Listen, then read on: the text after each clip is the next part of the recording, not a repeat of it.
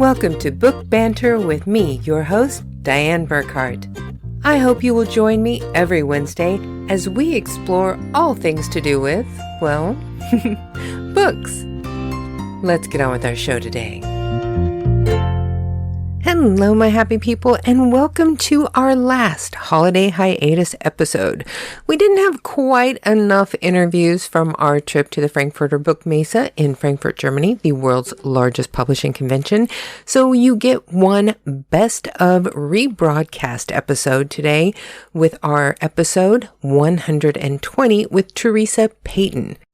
You may remember she was the first female chief information officer in the White House and one of the founding members of Fortalice Solutions, and she is also the author of Manipulated, Inside the Cyber War to Hijack Elections and Distort the Truth. Now, next week, we will be back with Season 4 of Book Banter with Dianne Burkhart with all new authors and new episodes and more publishing industry professionals to keep you coming back for more. We have got such a great season coming up. I am recording this in December and I already have half of season 4 booked out. We're not even close to starting it yet. It's going to be amazing. So don't forget to come back next week when we begin season 4 with 2 months of Love Fest with romance authors from various subgenres within that category, and we are going to have so much fun. But until then, please welcome to Book Banter with Dianne Burkhart, the rebroadcast of Theresa Payton. Hello, my happy people. Today is May 29th, 2024, and I am so happy that you are all joining me here today. Because you are obviously going online to listen to my podcast, you spend time on the internet. And anyone who does that needs to be aware of the security risks that come along with using the latest technologies. And our guest today has a wealth of knowledge to help you to combat the things that you could be encountering when you are online. And not just that, with the coming elections in the United States, and whenever people have to deal with elections in whatever country that they're in, there are risks that people should be looking at and making sure that what they're reading, what they are seeing online is actual vetted information and not deep fakes or misinformation campaigns. That's why today's guest is so important. And today's show is going to be a little bit longer than normal because I just could not bring myself to cut anything out. There's so much information in here that is vital to everyone who spends any time online. If you have an email account, if you buy things online, whatever you do, you need to listen to this episode. So without any further blather from me, please welcome to Book Banter with Dianne Burkhart, Theresa Payton. The way that I always like to start out every one of the interviews is I just have my guest tell the listeners who you are and what you do. Sure. Thank you for having me on. I'm Theresa Payton, and I currently run a cybersecurity and intelligence operations company called Fortalice Solutions. Prior to that, I was the first female chief information officer for the United States White House. I worked for President George W. Bush for 2.5 years, 2006 to 2008. And prior to that, I spent 16 years working as a technology executive in the financial services industry. You just have such an incredible history. And besides being an entrepreneur, you've also been on the TV show Hunted as one of the investigators, and you're also a published author. Yes. Hunted was one of those things that was just a fabulous experience. I got the chance to work with people I know and brand new people I didn't know who are now great friends. And it really aligns with what I believe I'm being called to do with the rest of my career, which is evangelizing and warning people about here are all the wonderful things technology can do for us. But when technology is misused, here are the dangers to our privacy, our security, our safety, And in some cases, the studies are showing mental wellness. So to me, I'm taking the gifts that I've been given and the blessings that I've been given, and I do feel called and led to be helping people thrive, survive, be safe in this digital age that we live in. And Hunted was a great way to showcase that in an entertaining, but maybe also a little bit of enraging, like, wait a minute, that happens way. And the same thing with the books. I wanted to write the books for non-technical people, really unpacking why the technology is great and how it can help us, but in the wrong hands, how it can hurt us. We know, and that was one reason why when your publicist approached me and said, would you like to have her as a guest? I'm like, oh my God, yes. It's like, who do I have to pay off to make this happen?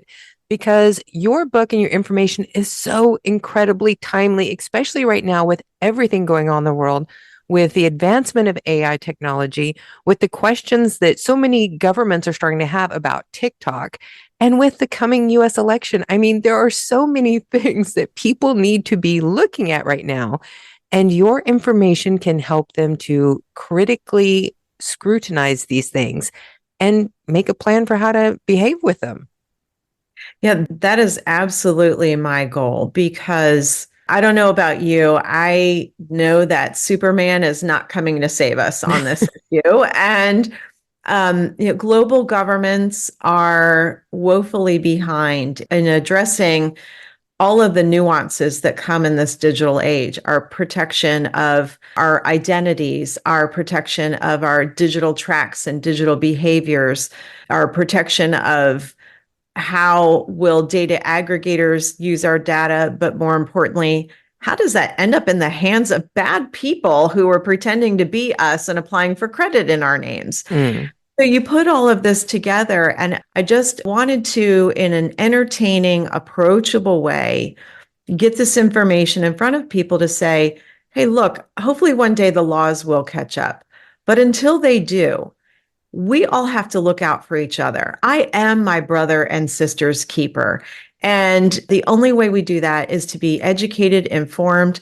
And then also, very importantly, I hope that what people walk away with after they read the book is the best way to approach somebody who has been manipulated into believing disinformation and misinformation is to give them love and space and grace and understanding, and spend the time having conversations with them, maybe give them a copy of the book, but find different ways to meet them where they are, gently take them by the hand, and bring them to the truth.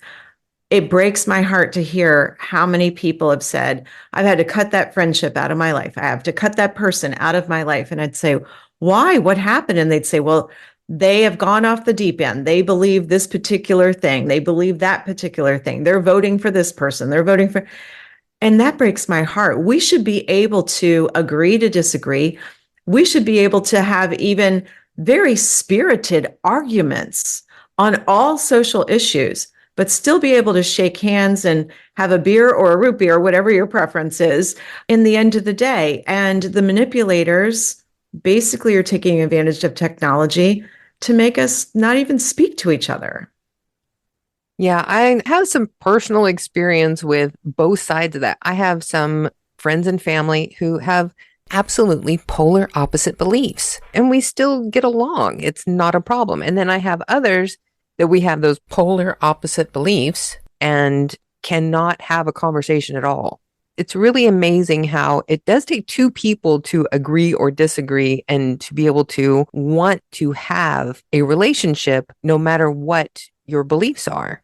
Yes, I grew up in a household where disagreement was actually encouraged. It was almost a sport in our extended family, who would bring a topic that would get everybody energized and maybe voices raising on particular issues. But at the end of the day, we all loved each other and we liked each other. And there's no way to expand your level of thinking and take your life experiences to another level if you only hang out with people who think and act and react the same way you do. That makes life fairly boring in my mind. Yeah. And so I like to be around people who, whether it's a policy on socioeconomic issues, whether it's different belief systems, faith systems. I love to encounter people from all different walks of life and thoughts on life because I walk away smarter and my life is richer because of them. Absolutely. Now, I wanted to introduce your book. You just put out a new edition of your book, Manipulated: Inside the Cyber War to Hijack Elections and Distort the Truth. One of the things that I did want to ask, what exactly does cybersecurity entail? Because I don't think a lot of people really understand what this all encompasses. Yes, I appreciate you saying that because it is such a broad term to say cybersecurity, and it means so many different things to other people. At a very basic level, people may kind of conjure up images of, oh, cybersecurity. There's people that protect my passwords. Obviously, we're not doing a good job of that lately because passwords seem to be everywhere. If you get the alerts like I do saying your password has been found here, they're protecting data, protecting systems.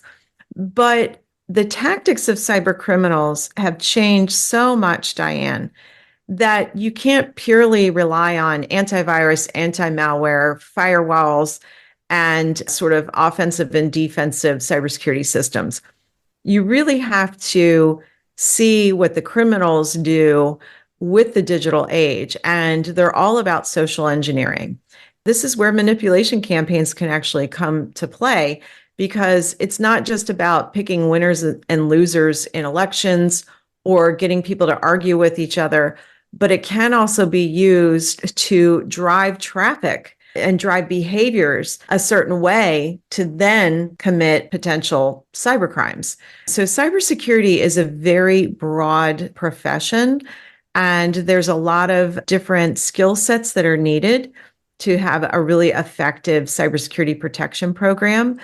And manipulators fall into sort of an interesting bucket, if you will, of different types of cyber criminals. But there is no doubt in my mind that manipulation techniques, in some regard, there is nefarious intent. Whether or not there's laws on the books you can try them against, that's a whole nother question, Dianne.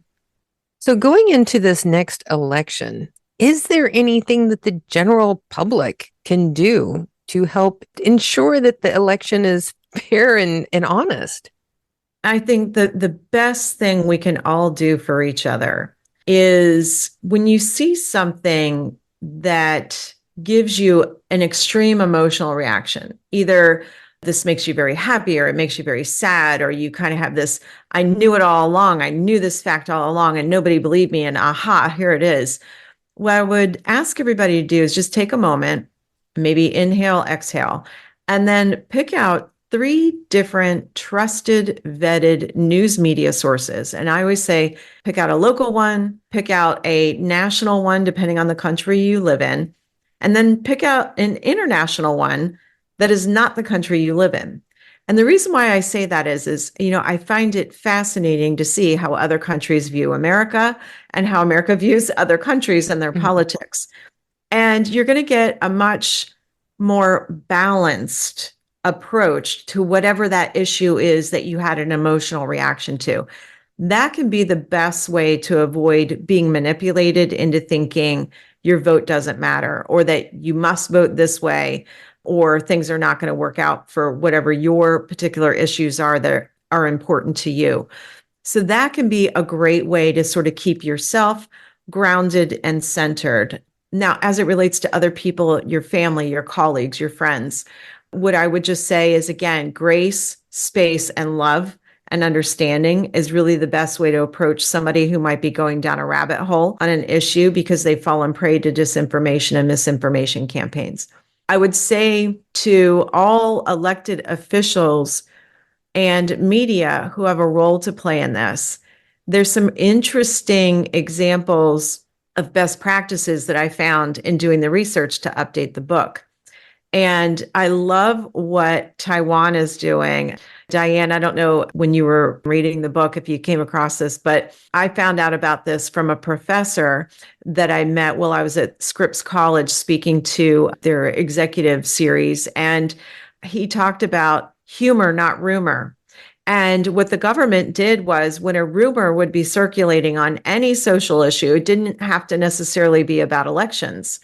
They paid popular comedians to do humor about the rumor and then guide people back to the truth. I love that.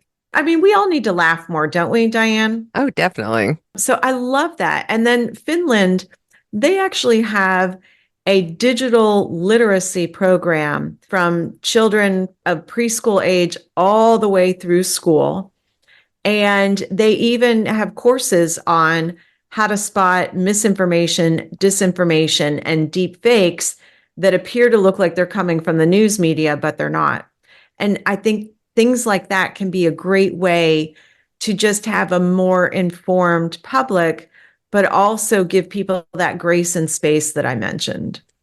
Well, and plus, as technology invades our lives more and more, people are going to need that kind of information. They are. And the other thing I would say as well, so here's an example. I think about Princess Kate and how bravely she announced to the world that she is battling cancer. And she thought about all other people that are battling cancer, and she explained her absence on things. And then the internet has to get involved. And suddenly people decided, because they've seen that sweater before, and she's a princess, and I guess she's not expected to wear the same sweater again. I don't know, Dianne, but they said it must be a deep fake. It's not really her. It's been manufactured. Where is she really? And what they didn't realize is in doing that, you're actually causing more harm than good. And what I would say to everybody is when you look out there and you see something trending that, this is a deep fake or things like that, I want to point everybody to a free tool. And it's not going to be perfect and it's not going to spot all deep fakes. But I actually ran Princess Kate in her sweater through the deepfake tool because I just thought we're reaching a whole level of this is a problem. And this tool is called scanner.deepware.ai. And like I said, it's not perfect, but if you're starting to see something, you can go to this free tool and see whether or not for yourself it might be a deep fake. And it just takes less than a few moments to put a URL in it, or you can grab the picture, grab the video, and upload it if you want to. And I think we just all have to equip ourselves with these different strategies that are super simple, super easy. And again, going back to those trusted embedded news sources and picking 3 is going to make a huge difference. Well, and I don't think the average person really understands how easy it is to manipulate images and video, because back when I first started into college and started learning how to use Photoshop, I was taking pictures of people in my office and taking guys that I was working with and making them pregnant with, evening gowns and doing all of these things just to learn how to use the program. And I would print these pictures out and give them to them, and they were so shocked that it looked like just a photo of them, but it was completely manufactured. And think about how far we've come with the technology. Oh, yeah, because that was good 20 years ago. Yes. The cost to do deepfake imagery, whether it's video, photograph, creating documents, as well as deepfake audio, there are tools out there. They're free. You don't need a sophisticated computer. A lot of times, one pass through the free tool is enough to have a very convincing sounding audio. And you can make somebody with 30 seconds of their voice, you can make somebody say something they never said before. I actually did a demonstration for the fraud industry yesterday, Dianne, where I showed them I used a free tool. I used a copy of a recording of me just doing a dry run of reading a script for something. And the audio fidelity of the recording is really poor. It almost sounds like I was talking on a record, like a vinyl record. Yeah. And for anybody under the age of 25, you can look that up on Wikipedia. So I played that for them. And then I played one pass through a free tool. I wrote a script And they said that the scripted deepfake audio sounded more like me than the copy of a copy. Wow. That's frightening. Isn't that something? That's really unnerving. Yes. And the longer the recording got on the deepfake audio, it started to get slightly robotic at the end. Hmm. But it did definitely, the first couple of sentences sounded like me. And it had the same cadence and approach to speaking that I do. Wow. Whenever you consider all of these new technologies that are coming out to do things like that, what do you think right now is the most important threat in cybersecurity that impacts American citizens? Well, besides these disinformation and misinformation campaigns, the ability for this technology to be used to commit fraud. So we have a whole level of different crimes we see being committed against victims. So, for example, using deep fake audio to make it sound like your loved one is kidnapped and playing them saying different scripts, playing over the phone, changing in real time what they're saying to respond to the family member who thinks the person has been kidnapped. And you can do this in nearly real time. So that crime is called virtual kidnapping, and it's to get somebody to quickly wire funds. So what I tell people to combat against this deep fake virtual kidnapping is rehearse as a family a passphrase that is not easily guessed by looking on social media. And so you could say, I'm sorry, sweetheart, I'm going to send the money. But before I do, we've got that family virtual passphrase. What is it, sweetheart? Hmm. And they're not going to know it. Yeah.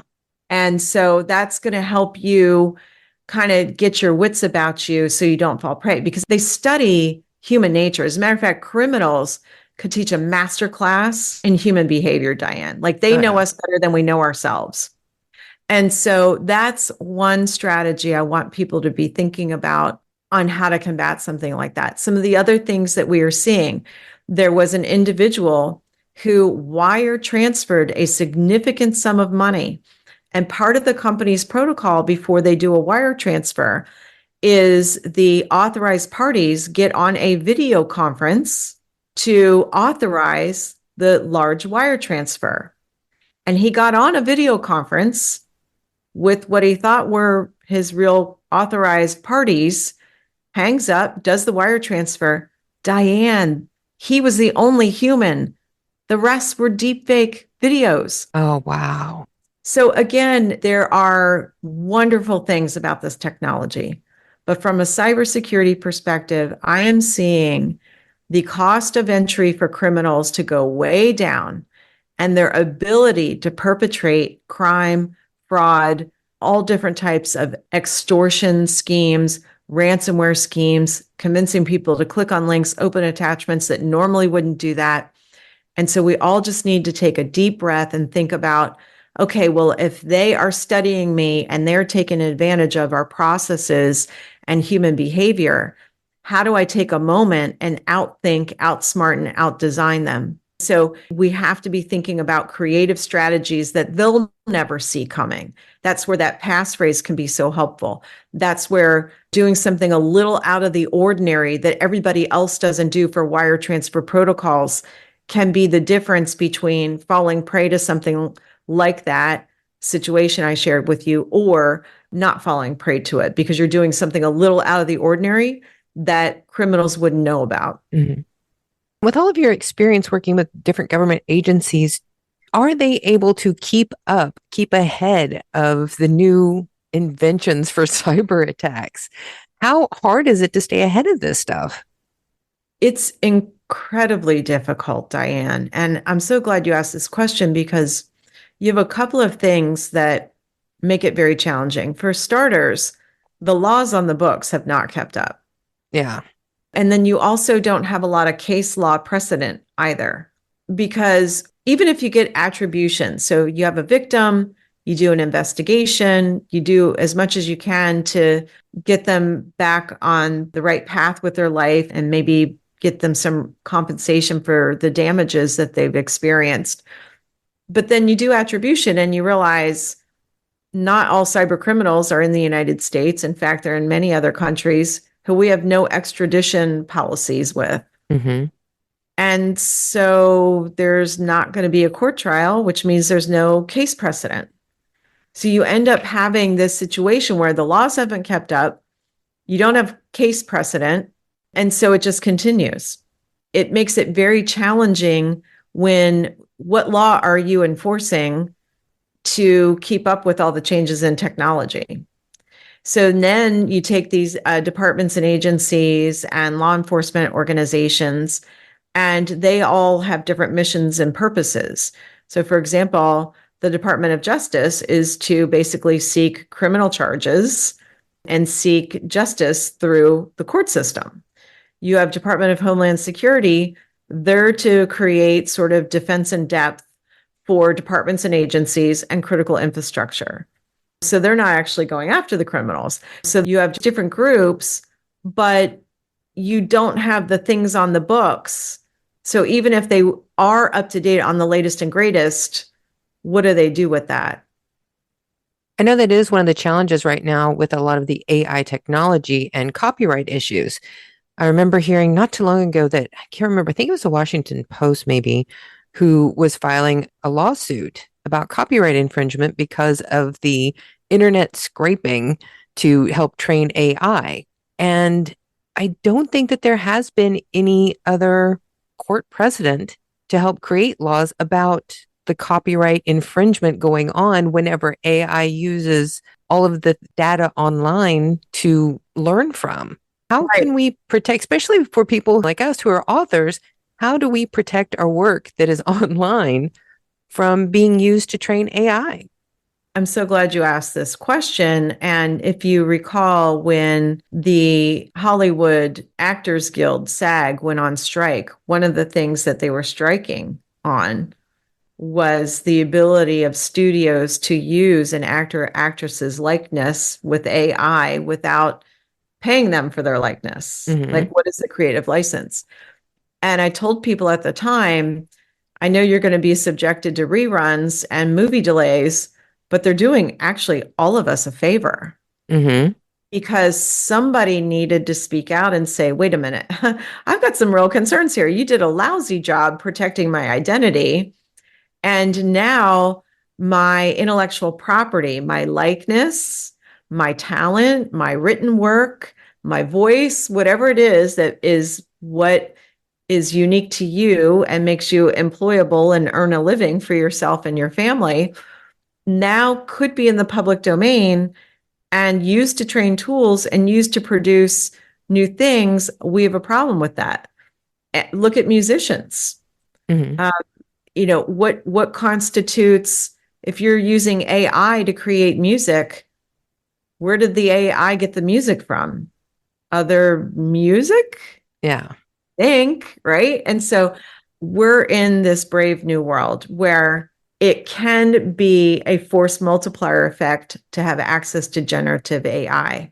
But at the same time, we definitely have not figured out, how do we protect our crown jewels, our intellectual property? My other concern too, Dianne, is, so there's the downside of how do we protect people's intellectual property with this screen scraping? But we just talked about how some of the internet is actually a dumpster fire. So these tools, they're not just scraping up the great work you've done, Dianne. They're also scraping up the dumpster fire that is the internet. And then that's in there too. And so when you ask for an answer to something, or you're asking for generative AI to help you create something, it also is diving into the resources of the dumpster fire. That's problematic for me.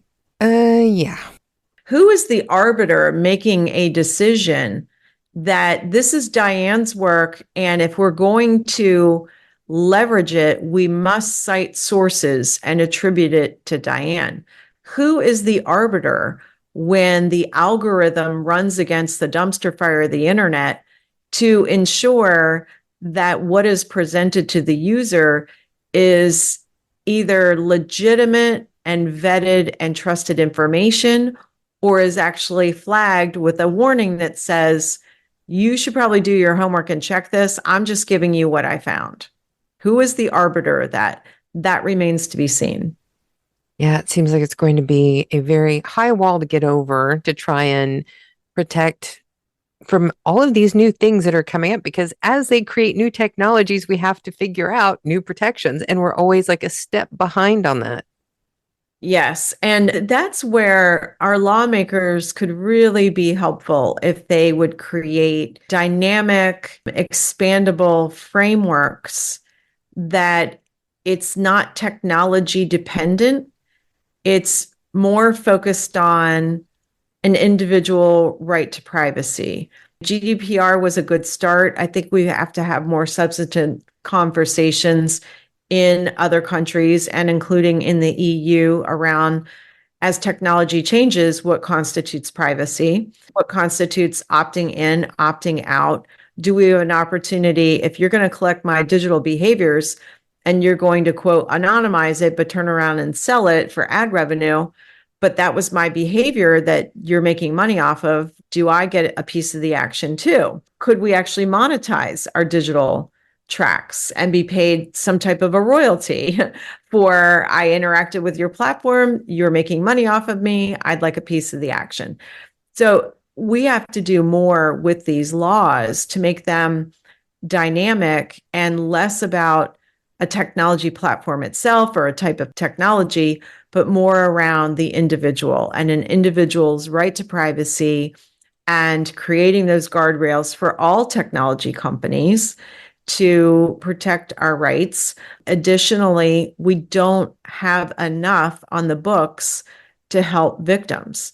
So when victims, you're a victim of wire transfer fraud, you're a victim of a sextortion scheme, you're a victim of someone takes your likeness and puts it without your permission onto pornographic videos, creating deepfake pornography. We don't have enough compensation and assistance and support set up for victims of these crimes. Everybody, it's like fend for yourself. So more work has to be done. And I know we can do better. And I know we can actually use this technology as a force for good to prevent more victims from being victims, but also support and protect victims after they've experienced a cybercrime. See, and that actually brings up a really good question that I've had about TikTok, because there's starting to be all of this discussion about governments, especially like the United States, talking about banning TikTok use in the United States. And even in the EU, people have talked about at least a partial ban. And I'm not sure how they plan on going about that. But what kind of security issue does something like TikTok present to the general public? This is a very interesting conversation, especially at this juncture. So when the Trump administration first brought up national security concerns about TikTok, because the parent company ByteDance is headquartered in China, TikTok in the United States said, we hear you. What we're going to do is set up a relationship with Oracle. Oracle is a United States headquartered company. Mm-hmm. And we are going to change our enterprise architecture so that the data for Americans will reside on the Oracle platform. And they spent, I'm just going to guess, I have no knowledge of what they spent, but I'm going to guess based on my previous experience in doing big technology projects, probably hundreds of millions of dollars, I'm going to guess. And they thought they were doing everything they were asked to do. And so this new bill, which could impact any technology platform, it just so happens TikTok is first in line, basically says if there's foreign influence or access, it gives it grounds for banning if it's not divested of. But I guess what I find the most puzzling about where we are right now, Dianne, is the bill got signed into law. I believe it does give a longer time frame for divestiture versus being banned. But my question is did we conduct an on-site inspection, which we have protocol and precedent for?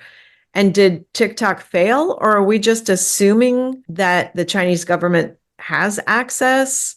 And my other thing that I find puzzling is I heard that there was a question asked of President Biden's administration, his campaign, they have a campaign running on TikTok, and they asked them if this meant that they were going to stop using TikTok, and they said no.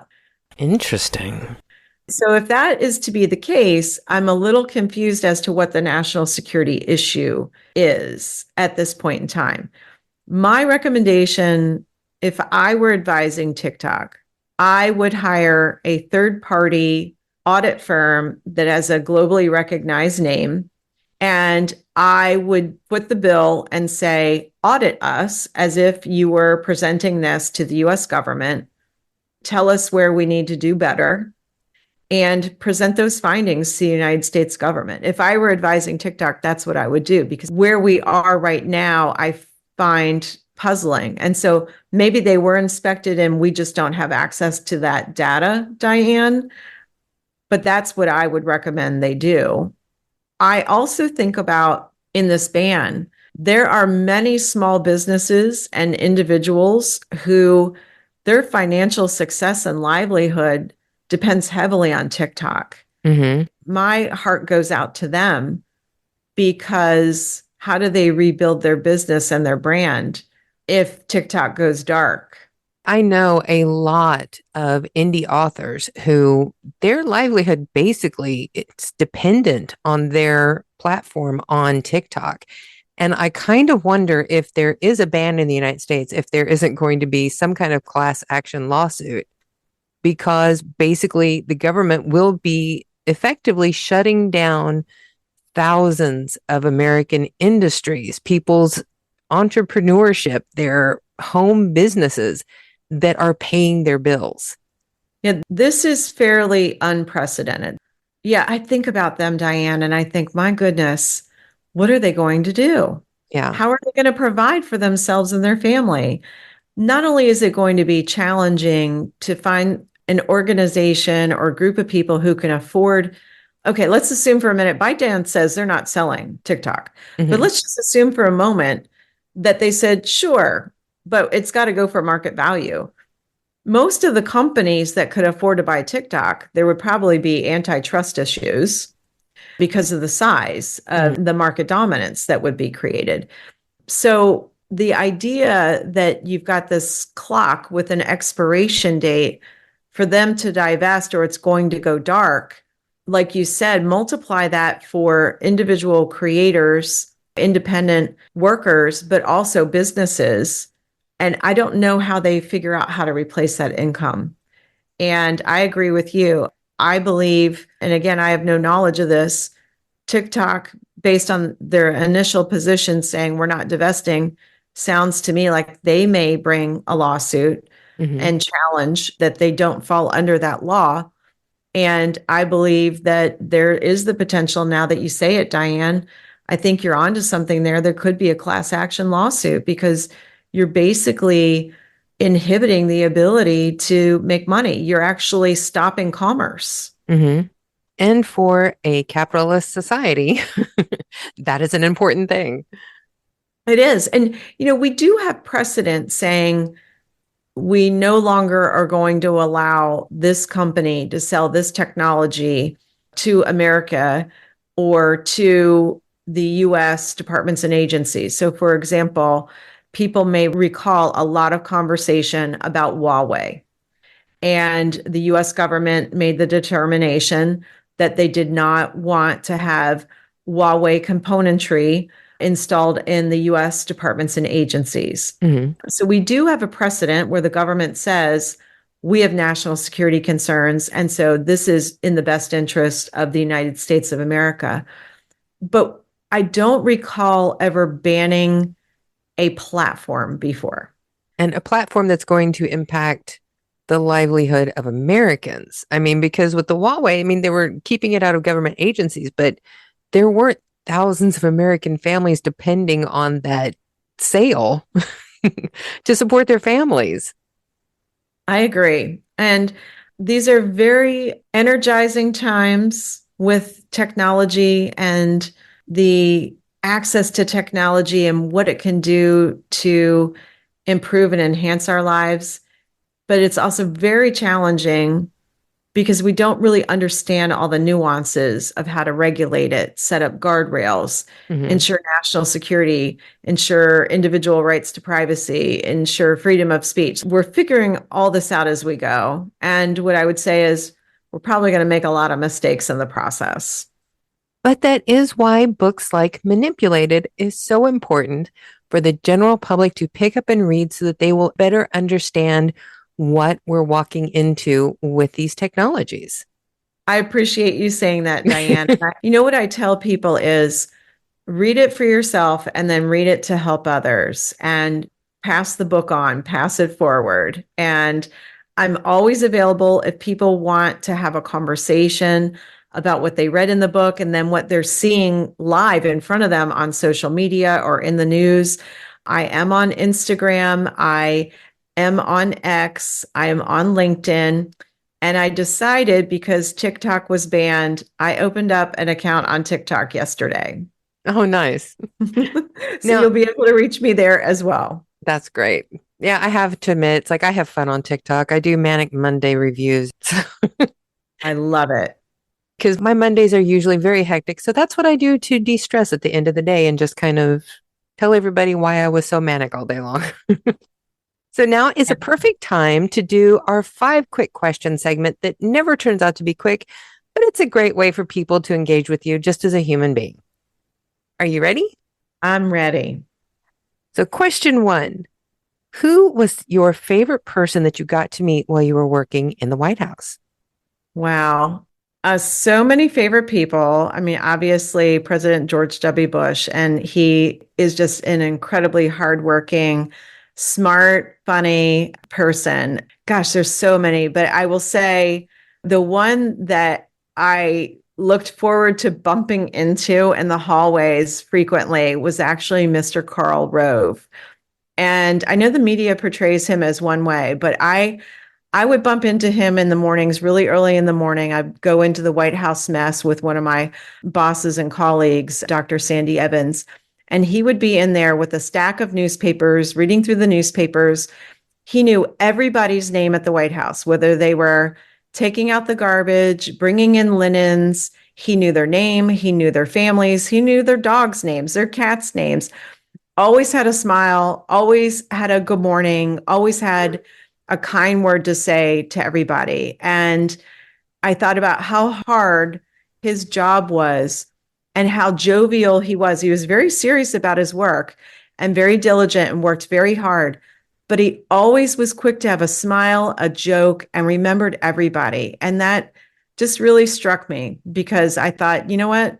I could spend time being kinder, being more present, being more focused on other people. So Karl Rove, but I have so many favorite people, really everybody from the career employees that work there through multiple presidential administrations are all terrific people. And there were so many wonderful people that I work with on the staff. It's hard to pick just one, but if I had to pick one, it's Mr. Karl Rove. I always think that it really tells you something about somebody in a position of power when they know the people who empty the trash cans and bring in the donuts and make the coffee.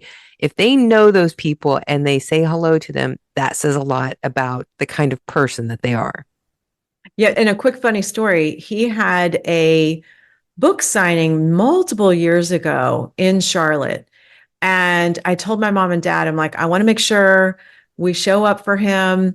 And so we were in the front of the line because we got there quite early. And so I walked up to him, and out of context, there's so many people that work at the White House. And so I walked up and I said, Mr. Karl Rove, you may or may not remember me, but I'm Theresa Payton. And then he just took off. He finished the sentence. And I said, this is my mom and dad. And so then he puts his arm around my mom and dad, and he turns to everybody else in the line and he says, I have one of my colleagues here from the White House, and here's her wonderful parents. And it was really amazing. He's really special. I can see why you would like somebody like that. That's incredible. So now question 2. I know you are a dog person. So what kind of a dog do you have? Yes. So sadly, her brother passed away last year, but I have a Oh, Great Pyrenees. We rescued them. There's a Great Pyrenees rescue farm in Western North Carolina. And Charlie, who runs that farm, he is just great at taking in these dogs from all different types of circumstances and then matching them up with families that want to adopt the breed. So her name's Princess Leia. oh. Yeah, her brother King Seamus passed away last year. The kids renamed the dogs, and she is just wonderful. I mean, she's fiercely loyal. She's pretty chill and pretty quiet, unless you are a delivery truck, and then you better get out of the neighborhood. That sounds like our dog. We have a rescue from the streets of Moscow, actually. My And he's goodness. just a mutt. His name is Shaggy. And he is a very calm, sweet, chill dog unless UPS shows up. Then he just loses his mind. Okay, question 3. All of the IT computer people that I know are very into technology, but that also seems to go hand in hand with being a gamer. Is that true for you? Interestingly enough, no, but I live in a household of gamers. So it's funny. I did play games, but I think I just kind of did this. I'm with computers all day, thinking Mhm. about it all day, and I'm such a outdoors person. And so when I can unplug, my way of relaxing is I have to get out and I have to, even if it's raining, I have to hear the sounds of nature. I have to feel it, smell it, touch it, be in Mhm. it. So I think that just sort of took me away from being any good at playing video games. But once in a while I'll play with the kids and it'll make them laugh hysterically.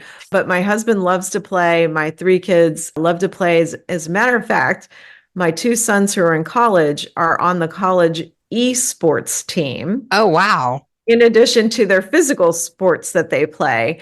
And I love that colleges do that now because it's a great way to have camaraderie, competition, strategy, and, kind of channel video game playing. And it's so fun to see socially.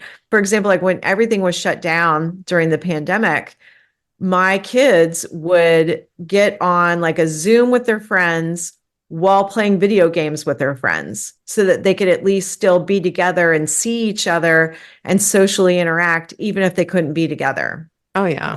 I understand that since I'm actually a Kansas girl living in Germany, a lot of times my friends and I will hook up playing Fortnite. I love that. Yeah, Fortnite's fun. I definitely go watch my kids when they're playing Fortnite. It's fun to watch. That's my really bad addiction. I need to quit that. You know what, though? It's social and it's a great way to stay in touch with people all around the world. Yeah, that's one of the great things about that. You can do squads and you can have your friends. You can sit there and chat and play the game at the same time. Yes, exactly. Build things. I mean, it's fun. And my kids actually kept an old version of a game system so they could do Little Big Planet, which is, that's such a cute game. Uh, and then the boys play Rocket League on the esports team. That sounds like fun. I need to check some more out. Yeah. So if you're a big soccer fan, Rocket League is basically playing 3v3 soccer with sports cars. Oh, yeah. One of my first jobs ever, I actually worked for a professional soccer team in the United States. And my What? husband is a huge football fan here in Europe. So we were always going to games and watching games, and it's a big part of the house. Oh, that's awesome. Since you are an outdoor person, what is your favorite thing to do whenever you're outside? Do you like to go camping, fishing, or just hike? Yes, hiking, and more hiking. Yes, my family, they're not as big on the camping and fishing. I love it. Growing up, that's my dad. We would go camping, Hmm. fishing, hiking, deep sea fishing, creek fishing, lake fishing. Yeah. I love it, but my family's not as into that. But oh, we love a good hike. And we're very blessed living in North Carolina. There are hiking trails everywhere. And so if you want to hike in the mountains, you can do that. You can hike around the beaches. You can hike in the Piedmont area. It's really wonderful, the dedication to hiking trails and, just a great way to see things and be together and just enjoy. Question 5.